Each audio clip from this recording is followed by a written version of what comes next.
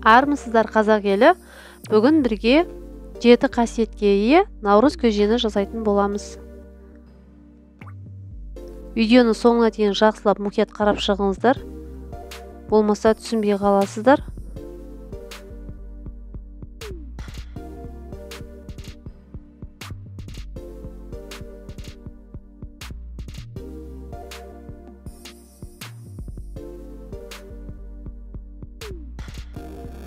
Және де мен дақылдармен қоса қамырды кептіріп саламын, және де сәбіз саламын. Сәбіз түрлі түсті көріну үшін қажет, көжеміздің түсін әдемі көрсетеді.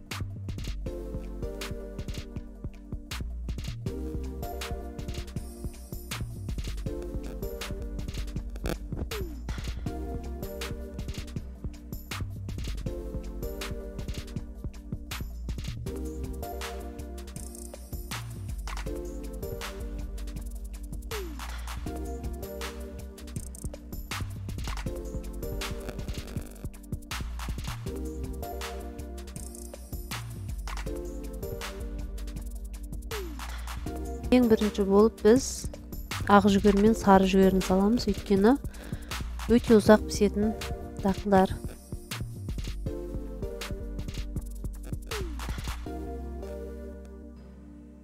Міне пісіп шықты.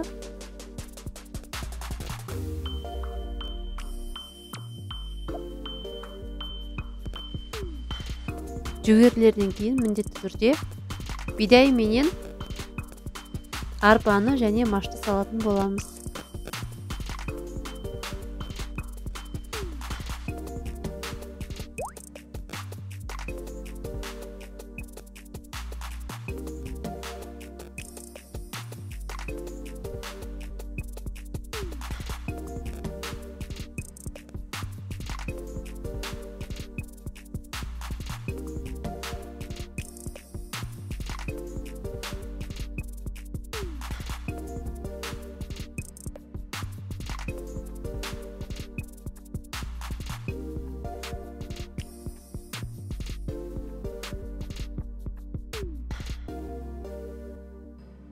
Еттерімізді сүзіп аламыз және де көжеге турап дайындаймыз. Әрине неше сағат қайнағаннан соң суы тартылып кеткен. Мен су құйдым үстіне, және де одан бөлек тұз салдым. Тұзы да азайып кеткен.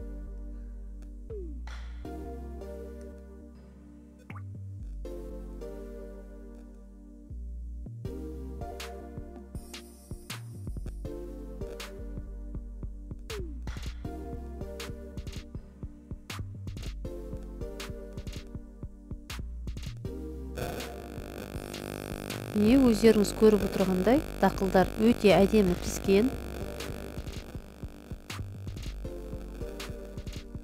Тары менен кепкен қамырды бірге саламыз, өйткені олар бір уақытта піседі.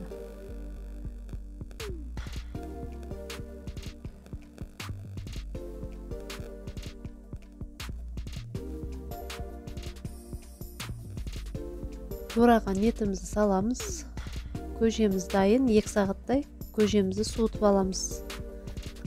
Ендігі кезек қатық саламыз. Қатықты әрине көженің бәріне бүтіндей салып жібермейміз. Көріп отырғандарыңыздай осылай бөліп бірнеше рет қайталап саламыз. Өйткені жақсылап араласу керек, сосын салған қатығымыз іріп кетпеу керек. Іріп кеткен қатықтың көженің бойына дәмі шықпай қалады. Міне көжеміз дайын. Астарыңыз дәмді болсын. Видеом ұнаған болса, лайк басып тіркеліп кетіңіздер. Келесі видеоларымда бұдан да дәмді тағамдармен бөлісетін боламын.